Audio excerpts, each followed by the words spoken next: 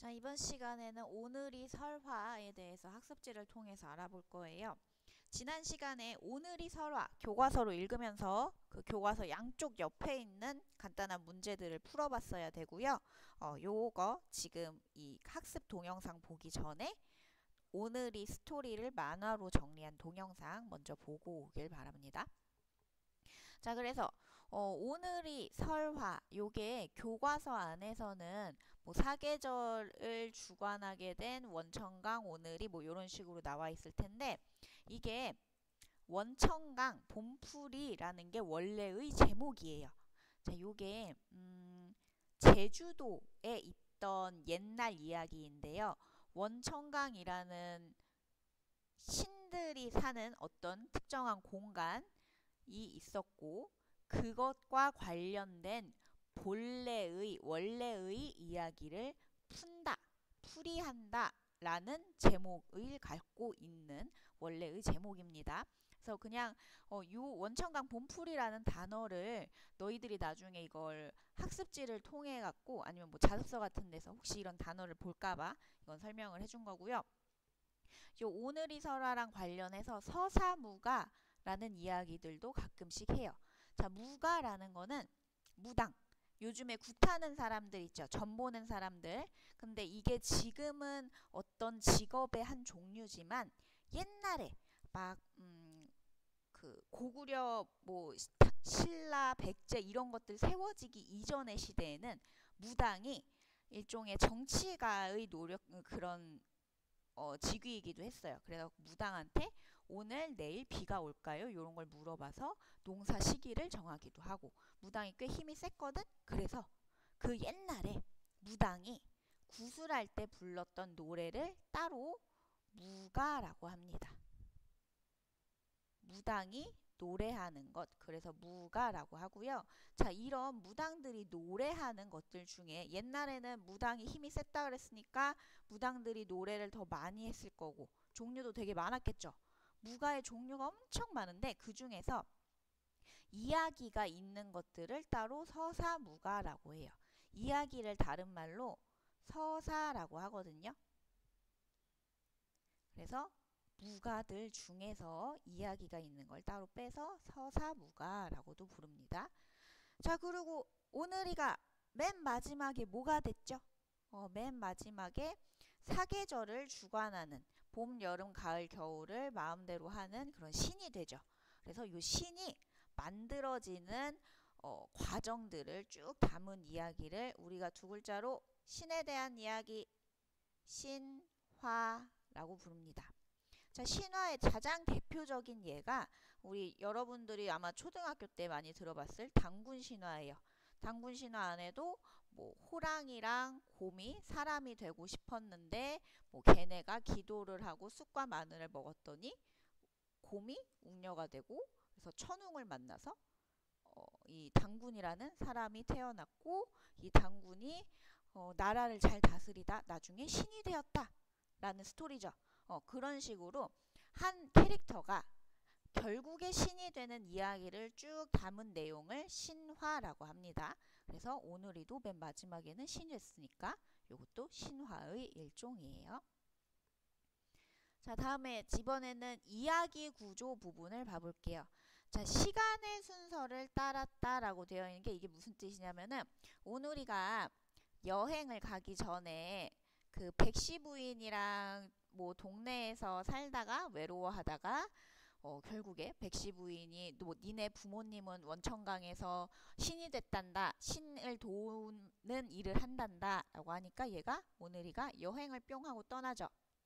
다음에 여행을 갔다가 돌아온 다음에 이 원천강에 갔다가 돌아온 다음에 신이 되는 그런 스토리였잖아요. 이런 식으로 시간의 순서에 따라서 어제, 오늘, 내일 이런 식으로 시간의 순서에 따라서 쭉 이야기를 해주는 거를 순행적 구조라고 해요. 순행적 구조. 자, 이런 용어가 있는데 참고로 역순행적 구조라는 단어도 있어요. 요게 뭔지, 역순행적 구조가 뭔지 볼게요. 여기에 있는 예, 요 두 가지는 역순행적 구조에 대한 예예요. 자, 역순행적 구조는 말 그대로 순행적 구조의 반대야. 그래서 시간의 순서를 따르지 않는 게 역순행적 구조예요. 주로 요즘에 나오는 스토리들은 대부분 다 역순행적인데 이런 것들. 왜 너네들 라노벨 보면은 나는 평범한 중학생이다 라고 시작하는 그런 스토리들 있죠.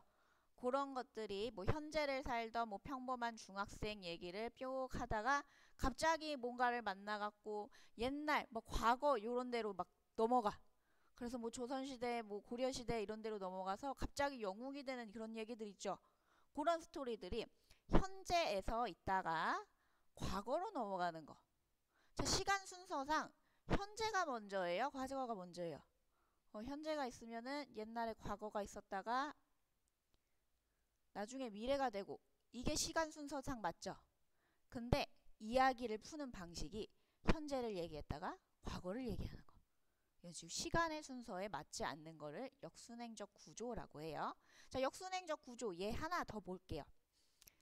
자, 뭐 환경이 오염된 막 그런 미래에서 어떤 외계인이나 그런 미래인이 왔어. 그래서 야, 나중에 지구가 이렇게 망가질 거야. 도와줘 얘들아. 이래갖고 현재를 싹 바꾸는 그런 얘기 스토리들도 몇 개 있었죠. 그런 스토리들 미래에서 현재로 오거나 미래에서 과거로 오거나 현재에서 과거로 오는 그런 시간의 순서를 따르지 않는 모든 이야기들이 역순행적 구조고요. 반대로 이런 과거, 현재, 미래 이런 식으로 쓱 시간 순서대로 흘러가는 거를 순행적 구조라고 해요. 자, 그럼 오늘의 이야기는 순행적 구조죠. 여행 전, 여행 중, 여행 후 이런 식으로 스토리가 쭉 흘러갔으니까 오늘의 이야기는 순행적 구조의 대표적인 예예요. 자, 그리고 이런 얘기도 합니다. 자, 오늘이가 계속 여행 중에 여러 캐릭터들을 만나죠. 맨 처음에 장상인가 하는 남자가 나는 왜 하루 종일 책을 읽어야 돼요? 라고 물어보니까 나중에 그거 문제도 해결해주고 색시도 데려다주고 어떤 구렁인가? 큰 뱀이 나는 왜 여의주를 갖고 있는데 하늘로 못 올라가? 라고 물어보니까 오늘이가 원천강에서 다 물어봐서 부모님들이 알려준 대로 여의주를 놓으면 날아갈 수 있대 라고 해서 전부 다 문제를 어떤 사람들이 전부 다 오늘이한테 막 물어보고 문제가 일어났었고 그거를 오늘이가 직접 해결해주는 그런 이 스토리가 반복이 되죠. 여러 가지 케이스가 있었잖아요. 그런 것들을 말 그대로 문제 해결 구조라고 해요. 문제가 있었고 해결해 나가는 이런 스토리가 반복되는 구조를 문제 해결 구조라고 합니다. 자, 이렇게 크게 이야기 구조에서는 두 가지 내용을 살펴봤었고요. 다음에 하나 더 특징 볼게요. 자, 전개 방식이 있는데 오늘이가 이동을 하죠. 근데 그 이동이 이 여행 중에 맨 처음에는 어디를 가요? 그 장상이 있는 별충당에 갔다가 다음에 누구를 만나? 내가 지금 순서가 제대로 기억이 안 나는데 어떤 연꽃이 있는 모세도 갔다가 또 큰 뱀이 있는 그 바다에도 갔다가 그리고 막 선녀들이 있는 우물가에도 갔다가 이런 식으로 뭐가 계속 바뀌어요. 오늘이가 이동을 하는데 그 배경들이 전부 다 바뀌죠. 그래서 공간, 오늘이가 있는 공간이 이동하는 것에 따라서 스토리가 달라진다 라고 이해를 하시면 되고요. 또 뭐가 있을까? 오늘이가 신이 되는 과정에 반드시 일어났어야 한다라는 게 스토리가 전체적으로 있는데 예를 들면 오늘이가 맨 마지막에 선녀가 되죠. 신이 되는데 손에 뭐 여의주와 연꽃을 들고 이 계절을 바꾸는 일을 한다라는 부분이 있어요. 자, 근데 얘가 여행을 하면서 뱀한테 이 올라가지 못했던 뱀한테 여의주를 선물을 받고 꽃을 못 피우던 연꽃나무한테 연꽃을 선물로 받죠. 자, 그러면은 얘는 결국에 신이 되기 위해서는 여의주와 연꽃이 있었어야 되는데 여의주와 연꽃을 원천강을 가는 여행을 통해서 얻었잖아. 그래서 이 원천강으로 오가는 길, 요 여행 자체가